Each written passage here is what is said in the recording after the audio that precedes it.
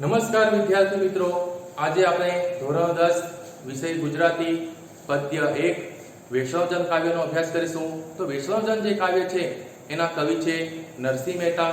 સાહિત્ય પ્રકાર છે પદ। નરસિંહ મહેતાનો જન્મ ભાવનગર જિલ્લાના તળાજા ગામમાં થયો હતો।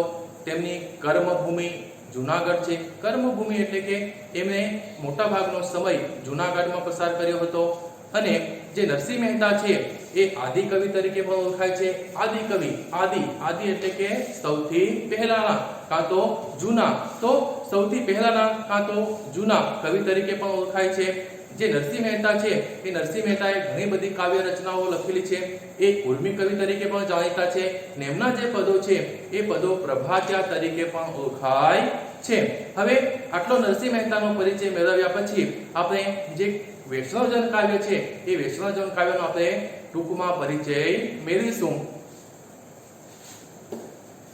તો જે વૈષ્ણવજન કાવ્ય છે તો ભક્ત કવિ નરસિંહ મહેતાના અનેક પદો સદીઓથી ગુજરાતની પ્રજાના હૈયે અને હોઠે વસેલા છે। વૈષ્ણવજન પદ ગાંધીજીને અતિ પ્રિય હતું। તો જો જે નરસિંહ મહેતા છે એ નરસિંહ મહેતાના અનેક પદો સદીઓથી, અહીંયા 1-2 વર્ષની વાત કરવામાં આવેલી નથી। તમે નરસિંહ મહેતાની જ્યારે વાત કરો તો નરસિંહ મહેતા આપણે 15મી સદીમાં થઈ ગયા છે અને નરસિંહ મહેતાના સમય વિશે હજુ કોઈ આધારભૂત માહિતી મળતી નથી। તો નરસિંહ મહેતાના જે પદો છે સદીઓથી લોકોના હૈયે અને હોઠે વસેલા છે।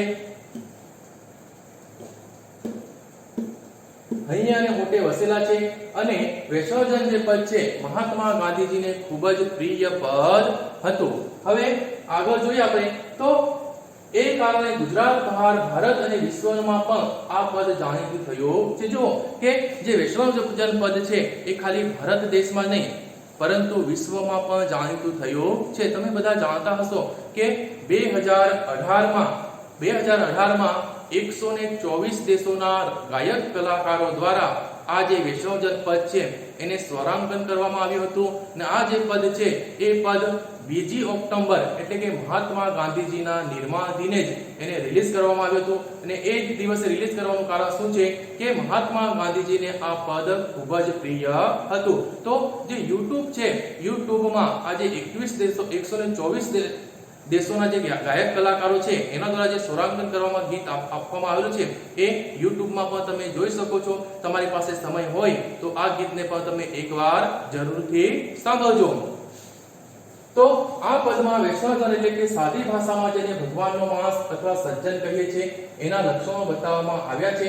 જે બીજાનું દુઃખ જાણે, કોઈ પર ઉપકાર કરે છતાં મનમાં અભિમાન ન રાખે। તો જો આ જે પદ છે એ પદમાં વૈષ્ણવજનના લક્ષણો બતાવવામાં આવ્યા છે કે ખરેખર વૈષ્ણવજન આપણે કોને કહી શકીએ। તો વૈષ્ણવજન એક સાદી ભાષામાં જો કહીએ તો વૈષ્ણવજનનો અર્થ થાય છે વિષ્ણુ ભગવાનનો ઉપાસક કાં તો ભક્ત। અને બીજો અર્થ જો આપણે લઈએ તો એક સજ્જન માણસ, સજ્જન એટલે કે સારો માણસ। તો જે વૈષ્ણવજન છે એ બીજાના દુઃખો જોવે છે અને જોતાની સાથે ખૂબ દુઃખી થઈ જાય છે અને એ દુઃખોને તરત દૂર કરે છે એટલે કે એના પર ઉપકાર કરે છે, પરંતુ કોઈ પણ દિવસ પોતાના મનમાં અભિમાન કે ગર્વ રાખતો નથી।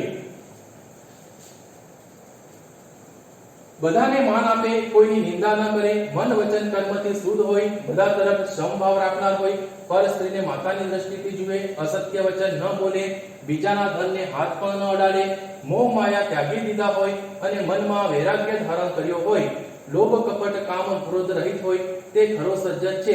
એવા માણસના દર્શનથી આપણી 71 પેઢી તરી જાય છે। તો જે વૈષ્ણવજન છે એ વૈષ્ણવજન કોઈ દિવસ કોઈની નિંદા કરતો નથી, કોઈની સાથે તારું મારું કરતો નથી। પછી એ જ એનું મન વચન કર્મથી શુદ્ધ હોય એટલે કે એ જે વાણી બોલે છે એ જ પ્રમાણે એ વર્તન પણ કરે છે। આજે આપણે જોઈએ કે ઘણા બધા માણસો હોય છે, સારા માણસો, એ વાણીથી કંઈક બોલે છે અને જ્યારે કર્મ કરવાનું આવે ત્યારે કર્મ કંઈક અલગ કરે છે, એટલે જેવું બોલે છે એવું વર્તન કરતા નથી। જ્યારે વૈષ્ણવજન છે જે બોલે છે એવું જે વર્તન પણ કરે છે। પછી એ કોઈની નિંદા પણ કરતો નથી, એ અસત્ય પણ બોલતો નથી, હંમેશા સત્ય જ બોલે છે અને જે મોહ માયા છે એ મોહ માયાને છે ત્યાગ કરી દીધો છે, એ કોઈના પર ગુસ્સો પણ કરતો નથી। તો આવો જે વૈષ્ણવજન છે એવા વૈષ્ણવજનના દર્શન કરવાથી આપણી 71 પેઢીનો ઉદ્ધાર થઈ જાય છે। આપણી એક પેઢી નહીં પરંતુ 71 પેઢીનો ઉદ્ધાર થઈ જાય છે, એટલે કે જે પણ વૈષ્ણવજનની અંદર આપણા કાવ્યોમાં બતાવવામાં આવેલા છે એવા લક્ષણો રહેલા હોય એવા લક્ષણો વાળા વૈષ્ણવજનના દર્શન કરવાથી આપણે 71 પેઢી તરી જાય છે. હવે આપણે આ પરિચય જોયો. પરિચય પછી છે ને આપણે કાવ્યની શરૂઆત કરીશું.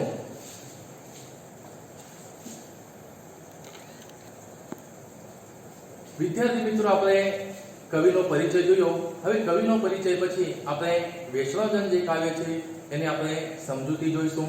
તો પહેલી બે પંક્તિ છે કે વૈષ્ણવજન તો તેને કહીએ જે પીડ પરાઈ જાણે રે, પર દુઃખે ઉપકાર કરે તોય મન અભિમાન ન આણે રે. તો જો વૈષ્ણવજન, તો વૈષ્ણવજન તેને કહી શકાય. વૈષ્ણવજન એટલે કે સજ્જન માણસ કાં તો વિષ્ણુ ભગવાનનો ઉપાસક. તો વૈષ્ણવજન આપણે તેને કહી શકીએ છીએ જે પીડ પરાઈ જાણે. પીડ એટલે કે પીડા, તકલીફો, દુઃખો, અને પરાઈ એટલે કે બીજાના. તો જે આપણે વૈષ્ણવજન તેને કહી શકીએ છીએ કે જે બીજાના દુઃખોને જાણે છે, પીડાઓને જાણે છે, કાં તો બીજાના તકલીફો અને પીડાઓને સમજે છે.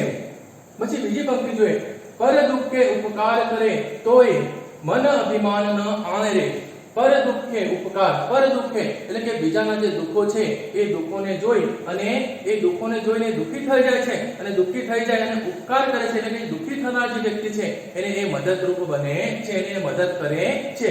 પછી જો મન અભિમાન ન આણે રે, આણે એટલે કે લાવવું, છતાં એ જે દુઃખી લોકો છે એ દુઃખી લોકોના દુઃખ જોઈને પોતે દુઃખી થઈ જાય છે અને એનાથી રહેવાતું નથી, અને શું કરે છે, તેમને એ મદદ કરે છે. મદદ એટલે એક પ્રકારનો એ ઉપકાર કરે છે, છતાં પોતાના મનમાં કોઈ પણ પ્રકારનો અભિમાન રાખતો નથી. આખી પંક્તિ જોઈએ આપણે કે જે વૈષ્ણવજન છે, આપણે વૈષ્ણવજન તેને કહી શકીએ જે બીજાના છે ને દુઃખો અને પીડાઓને જાણે છે, સમજે છે, અને બીજાના દુઃખોને જોઈને પોતે દુઃખી થઈ જાય છે અને એમના પર ઉપકાર કરે છે, એમને મદદ કરે છે, છતાં પોતાના મનમાં કોઈ પણ પ્રકારનો ગર્વ, અભિમાન રાખતો નથી.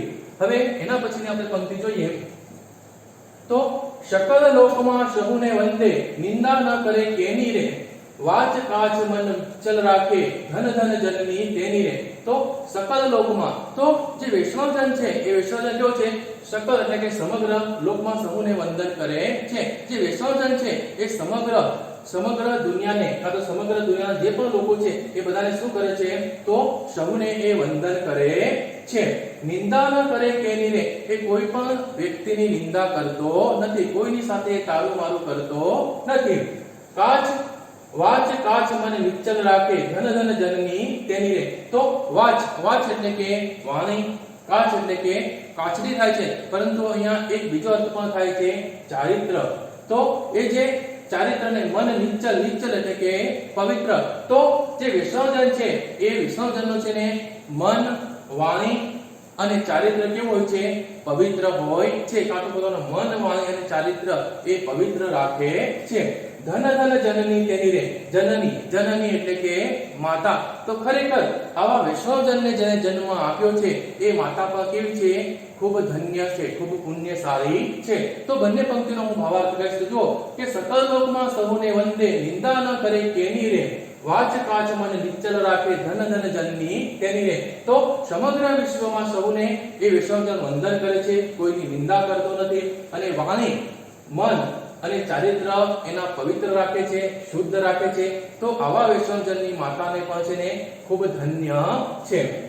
હવે આગળ જોઈશું, સમદ્રષ્ટિને તૃષ્ણા ત્યાગી, પર સ્ત્રી જેને માતરે, જીહવા થકી અસત્ય ન બોલે, પરધન નવ છાલે હાતરે.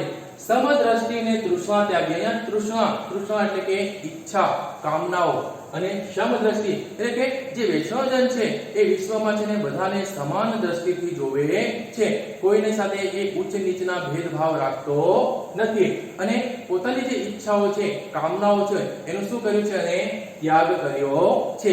પછી જો પર સ્ત્રી જેને માતરે, તો પર સ્ત્રી એટલે કે બીજી બધી સ્ત્રીઓને શું કરે છે, માત એટલે કે માતા સમાન ગણે છે. એટલે કે કોઈ પણ સ્ત્રી પ્રત્યે એ ખરાબ નજરથી કોઈ પણ સ્ત્રીને જોતો નથી. જીહવા થકી અસત્ય ન બોલે, પરધન નવ છાલે હાથરે.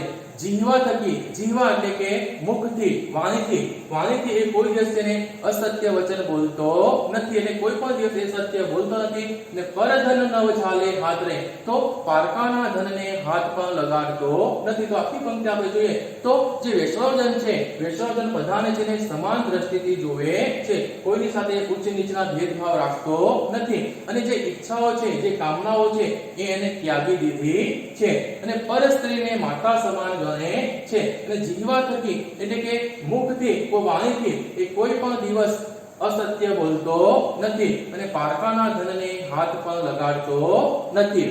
અહીંયા સુધી ખબર પડી ગઈ છે. હવે આગળની પંક્તિ જોઈએ આપણે. મોહ માયા વ્યાપે નહીં તેને, દઢ વૈરાગ્ય જેના મન મારે, રામ નામ શું તાળી રે લાગી, શકલ તીરથ તેના તન મારે. તો જો મોહ માયા વ્યાપે નહીં તેને, તો આવો જે વૈષ્ણવજન છે એને મોહ માયા સ્પર્શી શકતા નથી, એટલે કે મોહ માયાથી એ પર થઈ ગયો છે, એને કોઈ પણ પ્રકારની મોહ માયા સંસ્થાની કોઈ પણ મોહ માયા એને સ્પર્શી શકતી નથી. દઢ વૈરાગ્ય જેના મન મારે, તો આવો જે વૈષ્ણવજન છે એ વૈષ્ણવજનમાં મનમાં કેવું છે? દઢ વૈરાગ્ય છે. દઢ વૈરાગ્ય એટલે કે મક્કમ, એનામાં વૈરાગ્ય આવી ગયું છે, કોઈ પણ પ્રકારની મોહ માયાને સ્પર્શી શકતી નથી.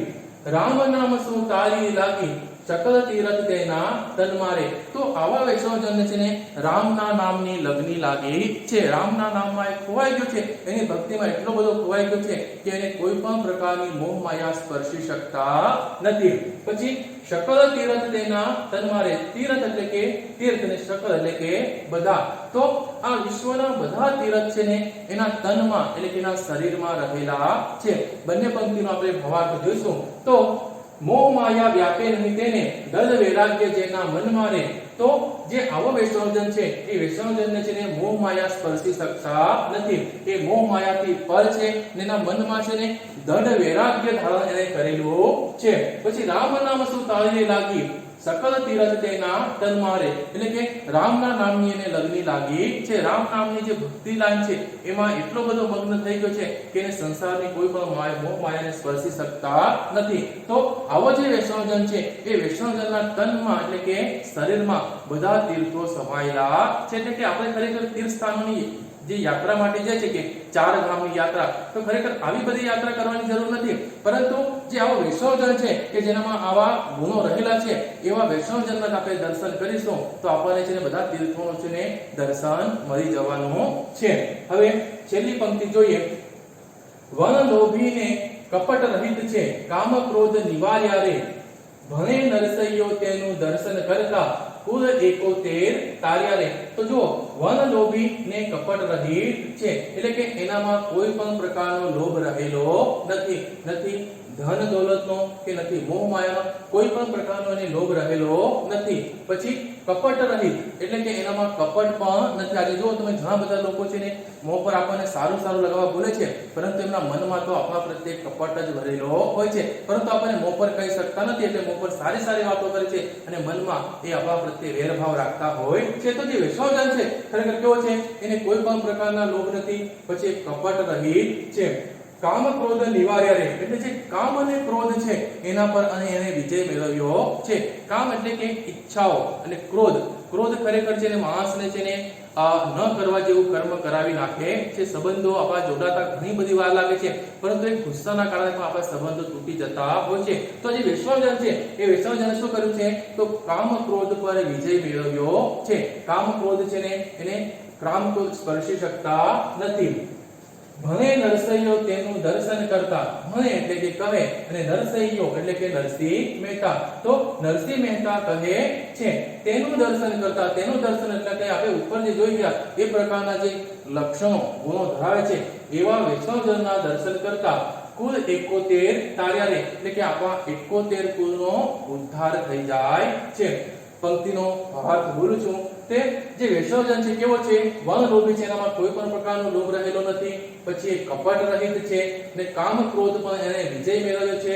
અને નરસિંહ મહેતા કહે છે કે આવા વૈષ્ણવજનના દર્શન કરવાથી આપણી 71 પેઢીનો છે ઉદ્ધાર થઈ જાય છે.